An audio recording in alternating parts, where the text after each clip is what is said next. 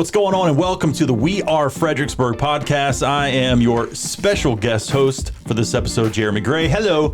And today's guest on the podcast is Donny Smooth. Donny Smooth, what's going on? Up? How you doing, brother? Oh, man, you know, just living the dream. Living the dream. You Beautiful too, day huh? Outside. Nice and hot. My dad always says, living the dream. It's a nightmare. But not for you. No. We're always dreaming over here. Absolutely. Nothing So but love. let's start here. Dude, where do you get the name Donny Smooth? I know there's a story behind it. Nobody gets the name Smooth Right. without there being a good story behind it. So what's up with that? So I was with a band called Modern yesterday. Okay. We were recording our first album, and we were in the studio with Jeff Giuliano. And some of you may know Jeff Giuliano. He's, I think, done Justin Bieber's albums. Done Okay. a lot of really cool stuff. He's won a bunch of awards. And I was the roadie. I was the guy who brought the drinks and took care of everybody. And they just in the studio were like, gosh, you're Smooth. And boom, there it was. For all my touring days, it just was Donny Smooth. Nobody knows my real name, which is funny, but What is your real name? Donald Kresnick. Not quite as cool as Donny Smooth. I'm going to stick with Donny Smooth, Yeah. man. I Yeah, love yeah, it. yeah. I mean, I met you as Donny Smooth, and I kind of want to. Yep, and that'll be a surprise to a lot of people because most people, and even my credit cards say Donny Smooth. And so it's funny that people don't really know my real name now. Dude, that's awesome. So you talk about being on tour. Mm-hmm. Who are you on tour with? I mean, are you on tour right now? Or No tours right now. I do work with a few bands, Rotoglow being one. Maybe you guys have seen. We just played with Cracker down at the Windjammer. In Is that South Uncle Carolina. Cracker? No, just Cracker. Oh, just I think. I got to get my crackers straight, no, man. This is the old band Cracker from back in the day. They're Showing my they're age. still playing. Yep. All right, cool. So we played with them down in. I do tour management. And Okay. so I'm kind of logistics guy. But I've toured with Modern yesterday mostly. And we did a lot of little legs with like Aerosmith, side stages. We did Joan Jett, did tour with her a little bit. Outcast, a lot of really cool bands. So, first of all, how does one get involved in being like a roadie, like a stagehand? There's not like an office you go to and go, hey, I want to apply to be a stagehand. That doesn't happen, does it? No, it happened by chance for me. I was sitting on a couch just partying, and we decided to put this band together, Modern yesterday. And I happened to be working at a famous pretzel making place at the time in Fairfax. The guys wanted to punt some money into us. They saw value in the band, and before you knew it, we were signed to MCA Records and just doing a whole bunch of really neat things with a bunch of really neat artists. And I was the right price, right? I was free. Right. I was like, you take me on the road and feed me, and I'll do it.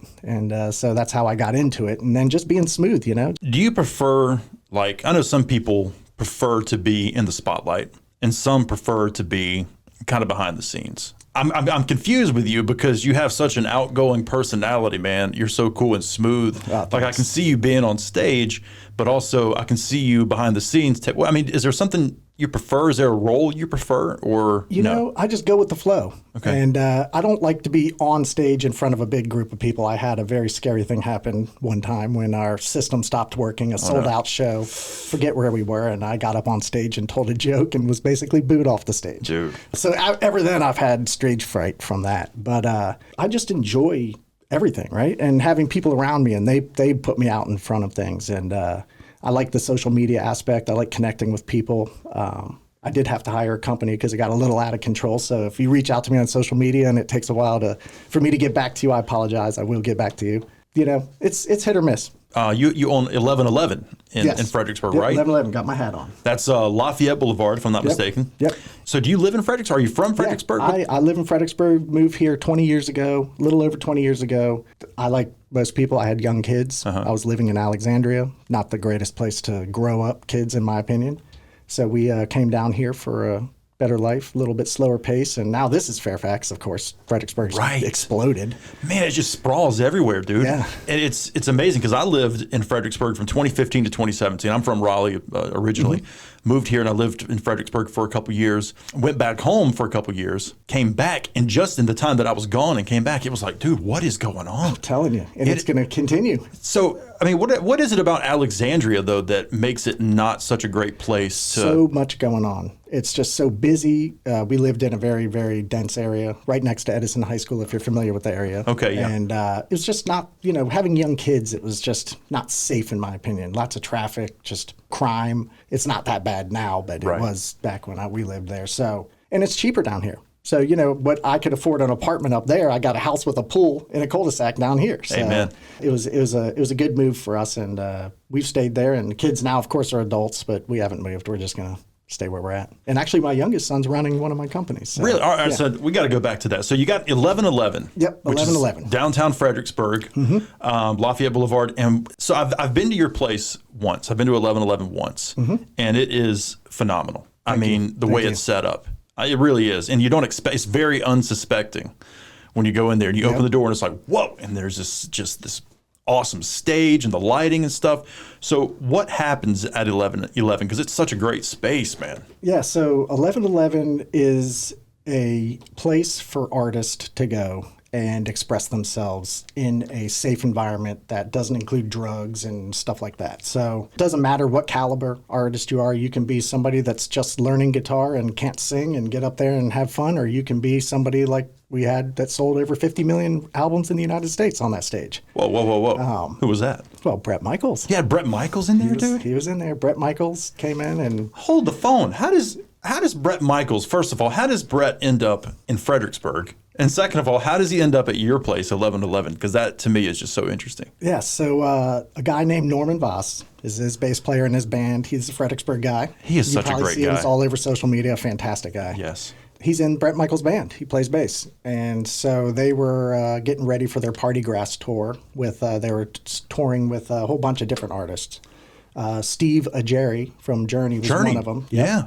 They called me up and said, hey, we need a place to rehearse. Will you host us? And of course, at first, I'm like, yeah, whatever. Bret Michaels, come on. Steve Ajeri, Journey? No, come on. What, did you just get a text from Bret Michaels? Well, no, from his people. But, actually, Norm texted me and asked if it was okay. And, of course, I'm like, yes. No, please, no. And one of the funny stories was when they first came down, he asked if he could bring his RV if he had a place for it. And, of course, 1111, I've got a spot for a tour bus with a 50-amp circuit. We're fully connected. Right. Whenever somebody like that's moving around, everybody kind of knows where they're at. And so we got the 10-minute, he's going to be here in 10 minutes. So I'm standing out front of 1111 to kind of help this driver get his bus into the spot and give him direction. And this little tiny, let's say 12-foot Winnebago piece of junk RV comes pulling into the lot. And I'm like, of course, telling it to get out of here because I'm like, dude, you got to move. I got a bus coming in here. And it was him. It was actually Bret and his driver, and they came in and just a fantastic guy. The whole group is fantastic. You wonder,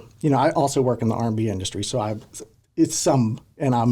around a lot of people like that. And you always wonder when, you get rich and you get famous and you always have people coming after you, how people react to that. And so I kind of thought that maybe he was going to be one of those rock and roll jerks.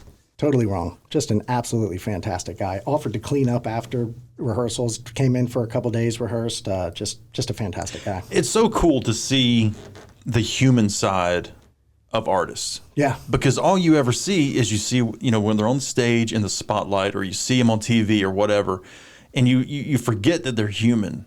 And when you meet somebody like that and they actually meet your expectations on a human level, there's something about that makes you like them even more. Yeah. But it has the adverse effect, and you'll probably agree, if you have this idea of the way somebody is in your head, and then you meet them and they're total jerks. Yeah. It's like, oh. It's terrible. You just I ruined got the a whole few experience. of those stories, trust me. Oh, no. So, you had Bret Michaels roll in. Yep. You had the lead singer of Journey come in, all at 1111. All at 1111. So do you have local musicians come in there as well? And So what we've done with 1111 is it's kind of evolved into something by accident, right?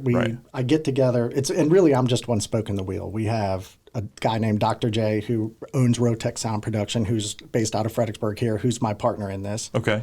Lotus Dog 9's another company that I work with. Will Webb, he's all the video. So if you come to 1111, people who know 1111 know that, it's a full-on venue. We have arrays, speakers, we have subs, we've got a stage, we've got the lighting system that is par none to nothing around here. It's one of the best lighting systems around here. We actually probably already have the only road hog system between DC and Richmond. Don't ask me how. Well, Dr. J, that's how. We do host shows there, and one of the beautiful things about every show that we've hosted there is 100% of every ticket that we've sold through there has been donated to a charity. Love that. Fredericksburg Food Bank, I can't tell you how honored I am to get people together to give me cash to walk in there and hand them a handful of cash. It's just one of the most amazing feelings. And then also with that, it's, we don't sell anything there. So you're not going to go in. There's no bar. We don't sell, T-shirts. I mean, I got hats you can buy online, but at DonnySmooth.com. There you go. It's the people that you get in there who are supporting a cause is much different than like a bar scene where you have people that are going there to get intoxicated and have a good time and get wild. Throwing stools, knocking people out, throwing them through windows. Yeah, we've been really, really lucky. We've never had a problem and just been really fortunate to be able to get such great musicians. And, we have children that come in there too that come, Lane Drum's School of Rock, or I think that's what it's called, the School of Rock. Okay. They come in there and do their little shows, and that's really neat because the parents come in and get to watch their kids in a professional environment. And I think it's cool that, you're doing this and you got a place for people to come in there, everybody from big celebrities to just local people who are trying to express their art, man. You've got a place for them to come and play shows, rehearse, and you're giving back to the community, to Fredericksburg and charities like that. But my man, I know you got a real job somewhere. You got to make money somewhere, right? Yeah. So this is going to come to a surprise to most of the people that know me, is that I own a tax company. And probably one of the largest tax companies here in Fredericksburg. Are you the reason I didn't get a big tax return this year? Nope, can't take credit for that. But I think I owed like $8 this year. Is that on you? Oh, that's fantastic. $8. That's what you want. You don't want. What do you mean that's what I want? I want like $800 and I want it back, right? Gotta have more kids. I don't have any kids. Is that my problem? Yep, that's the problem. Are you serious? How many kids do I need to get back? Like 15,000. Oh, the more the merrier.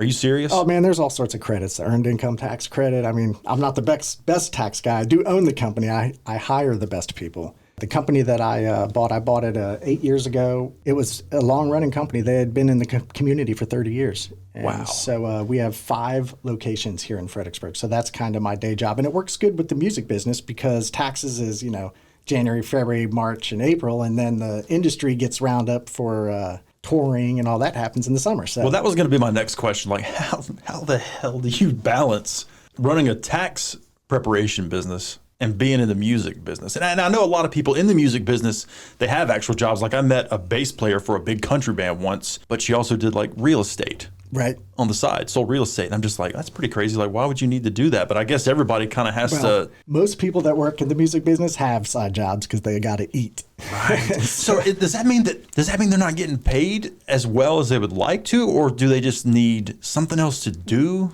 There's in the music business, in my experience, it costs a lot to do it, right? You've got travel, you've got your food, you've got hotel, whether it be a bus, all the things that add up to that. Musicians don't make a ton of money unless you're marketable and you can sell merchandise and stuff like that and people buy in. Or you're at a place where people will pay you to hold their products or to take a picture in their bar. But for me, being the roadie, right, I never made a lot of money in the music business. I was always the guy who liked to plug things in and liked to play with the knobs and, run the lights and stuff like that. So never a lot of money for me. Now, of course, the singer of the band, that's a little different. Royalties and stuff, you can make money off of that. But in my experience, most of the musicians are hired per se, and they don't make a ton of money. See, I just never, I had a buddy tell me once, and I don't know if this is true, and I don't expect you to know what people make. I mean, that's kind of personal, but I do know what a lot of people make. Do you really? Their taxes. So can you get me all right, so here's what I want. Just tell me if I'm ballpark, right? Uh-huh. He was telling me, and this was another big country singer on top of his game right now, and he goes, yeah, but his drummer only makes like $175 a night, like $175 per night. And I'm like, there's no way. That's a little low in my opinion, but usually around 300 touring, 300 really? a night, somewhere in that ballpark. I think he said it was like maybe 55 or 60 grand a year. Yeah, that's right. That's right? Mm-hmm. Dude, but then you got to also figure out, so he's not paying for hotels. Right. He's not paying for food. Yep. That right there. Yeah. That's a huge chunk. Yep. I mean, and he's not paying for what else? I mean, there's more. You usually get a little bit of a per diem, $60 or $70 to spend on whatever. And, there's other things. I've got a contract in my desk right now where the artist is getting paid $60 grand just to play one show. And it's like, what have I done wrong? Yeah, where did I go I need wrong? that. Oh, dude, I just can't imagine. And that's probably on the low end for some. Yeah, I mean, the exposure that I've had to the industry that I'm very, very fortunate to have is through a company called CDE Presents. Okay. And Carol, Gerald, and Daryl are the 3 owners of that. And then they are responsible for the marriage between Run DMC. They were the Run DMC side. Right. And Aerosmith. And they're promoters. They put Michael Jackson on his first world tour They put Prince on his first tours. They put the Beastie Boys on their first world tours. I mean, so they're big. Now they're getting older, and they have me come out to do logistics to some of their shows. And kind of one day I'll be cooking for an artist. The next day I'll be doing their dressing room. So we actually have Erykah Badu coming up here in August 10th at Meriwether Pavilion. So definitely want to go check that out. Summer Spirit Fest. Redman and Method Man, too. Got them on the bill. And the Junkyard Band. Big names right there. Yeah. I can't figure this out, man. So you're doing the stagehand stuff. You're doing the logistics. You're doing, so you're a good cook. Is that what you're saying? Well, I don't know about that. But you're not feeding these stars They have me spam. keep coming back. No, I keep coming back. The first big artist that I cooked for was a guy named Chuck Brown. Okay. And some of you might know the godfather of go-go, just a fantastic dude. And I'll never forget, I was so intimidated by him because I had no idea who he was. I'm not really in the R&B industry. I mean, I liked Run DMC and NWA and all those bands back when I was a kid. Right. Now I'm like Aerosmith and Little Stranger and that kind of bands. But this guy walks up, he's like a full-on pimp, feathered hats, suit, whole entourage. One of the coolest people you ever meet. So then that snowballed, and I guess he wanted me back. And next thing you know, I was cooking, and then next thing you know, I'm doing logistics and I'm running around, and it's just every show's different. And so, do they have like food testers to test the food? There are handlers that will come in and check stuff out sometimes and to make sure you're on top of your game. And the stories you hear about the no green M&Ms or the crazy stuff. I had one artist that wanted 25 chicken wings. It's like 25. Okay. That's it? Yeah, and he wanted 25 red cups, and in parentheses it said not 24, not 26, 25. He used one red cup, by the way. See, but I kind of understand it because they're constantly moving around and they want things a certain way. They want to get in their mood, and in order for them to get in their mood, they want everything, dethorned roses and you name it. They do stuff like that, and it's kind of fun because you get this big rider and you're like, oh my gosh, all this stuff, and when you finally got it laid out and they're enjoying it, you're like, heck yeah, man, it works. I'm really interested to see and you probably didn't know this because I probably didn't tell you, but I've done some stuff like I was a runner. Sure. And I'm curious to know about like the craziest thing an artist has demanded, because they would send me out, dude, to get like organic blueberries. And it's like, if you brought back non-organic, like just regular old peasant blueberries, they were like, nah. They were like, head back to the store. And this is like in the middle of 5 o'clock traffic. Yeah. And it would take you 2 hours to get, to and fro. They're like, we don't care, go back. Yeah, get the blueberries. It's like that. I had an artist that had a buffet in his dressing room, right? And it was very detailed and exactly what he wanted. And I'm there with the handler before the show, and he's going through everything, and he's complimenting me on everything. He's like, oh, this is great. And he's trying the food. And then we get to the end of it, and he goes, what the F is this? And I'm like, what? And he reaches into the cooler and pulls out a bottle of Dasani water. And he says to me, my artist said spring water. Oh, God. He's like, if you don't get me my spring water, my artist isn't going to play. And this is to a sold-out show. And I'm going, it was actually a comedian, so it wasn't like a band. And I'm like, oh, God, what do I do? So I ran. It was in D.C. I ran out the club. I went down the street to the CVS, got some Evian, and brought it back, and everybody was happy. But it was so dumb. It was like the water. It's like, of all things. It's like, you can't drink this. You got to have the Evian. And this is, and I can relate to you on a number of different subjects, but since I've done something similar, I can totally relate to this dude because they are like that. Yeah. Not everybody. There's some that are like, I don't care, man. You got me the regular spinach. That doesn't matter. But there are some who will send you back to get, I think one time I got like the wrong kind of liquor for somebody. It was the brand they wanted, but it was the wrong variety. Like it was a red label instead of black label. And they were like, I'm talking incensed about the whole situation, and they belittled me. I'm just like, dude, I can go back. It's not a big deal, but to them it was, man. And was that the craziest thing that you had? We get all sorts of weird stuff. There's one artist that likes all of his roses destemmed or dethorned so that he can throw them into the crowd. That's kind of annoying. I loved it. He's looking out, though. He's looking out for the people. He's looking out. We had a really cool band. They had 10 boxes of condoms. And I'm like, what, 10 boxes? I mean, you guys need 10 boxes in your dressing room? Really? I'm like, all right, whatever. We get it for you. Maybe they were using them as like water balloons or something. Yeah, I don't know what they were doing with them. But I stayed out of that dressing room. I was like, all right, you guys are a little wild. They didn't have a black light in that dressing room, did they? No. But I think out of all of the artists I've worked for, one of the ones that taught me the most really was DMX, right? Because he has this online, this persona of being gangster and just, all the stuff you read about him, and it's terrifying. And he's like barking in his songs and stuff. Yeah. Didn't he do that? Oh yeah. No, and he talked like that too. I mean, that was him all That's the way. how he talked. And he's like 5 feet tall, which was even funnier. Wait a second. So he was like, he had like a growl. Yeah. Mm-hmm.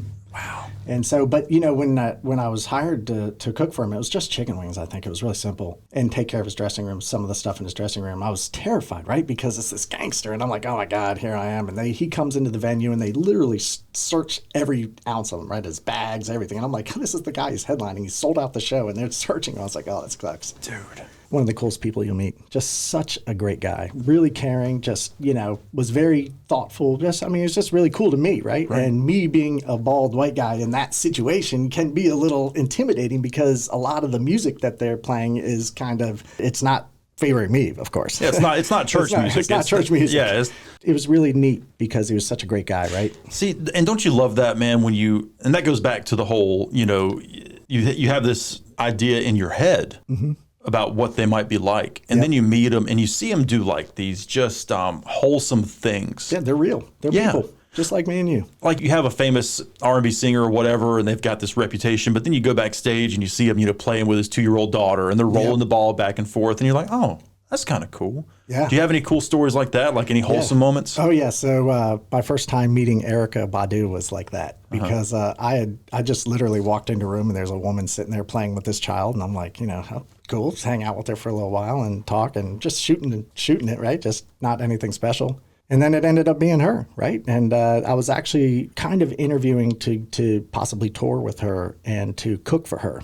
And she's vegan, and I know nothing about vegan cooking other than vinegar and lettuce, and what's the spirulina? Yeah, that stuff. Not bananas. Me. I cook meat, lots of it. And, Did you really? Oh yes. Real meat or like the Beyond Meat, like the fake? Oh no, not Beyond Meat. I didn't cook her anything, but when she comes in, and I have been responsible for some of her touring staff and her like publicist and hair people and stuff like that. So I've taken care of them. They all eat meat. That was a funny day because I had no idea who she was, and I'm just sitting there hanging out with her, and she was just a normal person I didn't know, right? She wasn't dressed up. She was before the show. Most people who are on tour know you hurry up to get there and then you wait. That's all you do. Right. Yeah. And so we were just waiting.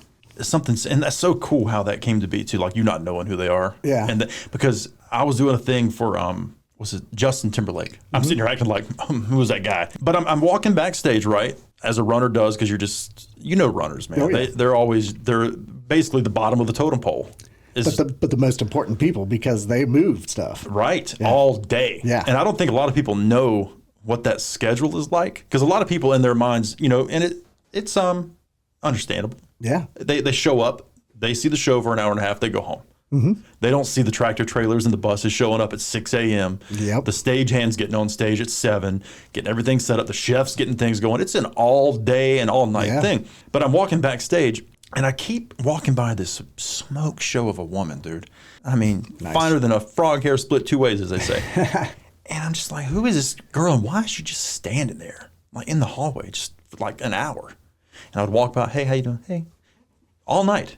Finally, somebody goes, hey, dude, that girl you keep walking by and talking to? I'm like, yeah, what about her? They're like, that's Jessica Biel. Oh, that's Justin Timberlake's wife. I was like, what? This whole time I've been walking by Jessica Biel and didn't even know it? Yep. Like, that was so cool. Yeah, it's crazy how people look different off of TV, right? Right. And so, people that you're used to seeing on TV, you see them in person, you're like, who is that? Yeah. But I was honored to just walk by Jessica Biel. So, I mean, obviously you spend a lot of time backstage, and we have this idea in our head about, oh man, it must be so cool back there. Tell us what it's like. What's backstage really like? Well, it all depends on what you're doing, right? Right. Sometimes it's a lot of fun and you can observe, and sometimes it's stressful. Things don't go right. Things, you want to put on a show. And so you can't let the crowd know that things aren't going right. And so it can be really stressful back there. There's a lot of moving parts in putting on a show. I mean, is it a party? Is it as fun as like a theme park back there, man? Is it going down like people think it is? Because everybody's always like, I want to get backstage. I got to go backstage.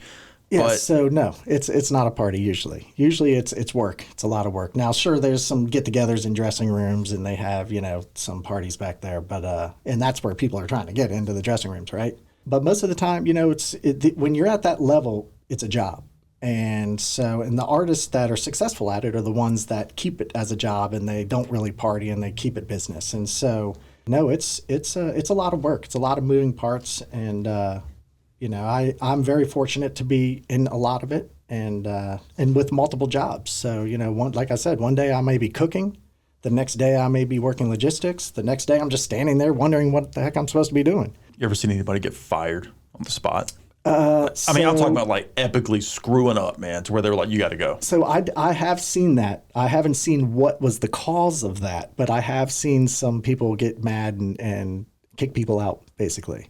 I've never really seen, I'm always focused on what I'm trying to do. And so, whether it be putting set lists out or measuring things or whatever that they have me doing, I try to stay pretty focused. But I have seen some people get kicked off the stage. And especially, the union shows are a little different too because I'm not union. So when I'm on one of the stages, I can't touch anything. I get yelled at if I touch. It's like it's our artist, I'm bringing stuff. I was like, no, you got to keep it off to the side. They move everything. So I would imagine you would have to get. You got to screw up pretty bad to be let go on the spot, don't you? Whether you're a stage hand or, a lighting guru or a chef, or you got to really, because I've heard rumors, man, and I don't want to name drop because I just don't want to be that person, but it was a very popular rock band. I heard like one of the stage hands screwed up, and the show was timed so precisely that it starts and ends at the exact same time, like down to the second every night. Do.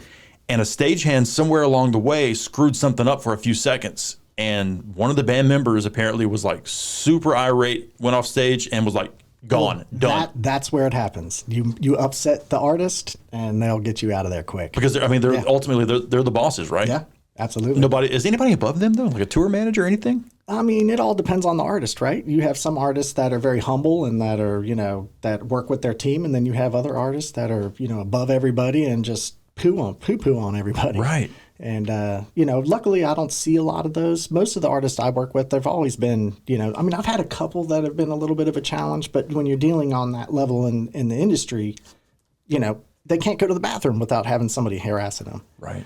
I've worked with a lot of artists and I think probably one of the nicest, the best ones, and I think you would see this in this person, is a guy named Amir, who is Questlove. And he's, Jimmy Fallon's guy. The drummer, right? The drummer. Dude, yeah. He seems like such a chill guy. Listen, he is, and here's a funny story about him. So, I've worked with him a bunch of times. And usually it's chicken wings and the colossal big giant crab legs that we prepare for them. My cousin calls me up and we're chatting and he's like, yeah, I'm going to propose to my girlfriend at the Roots concert tomorrow because that's where we met. And I was like, what?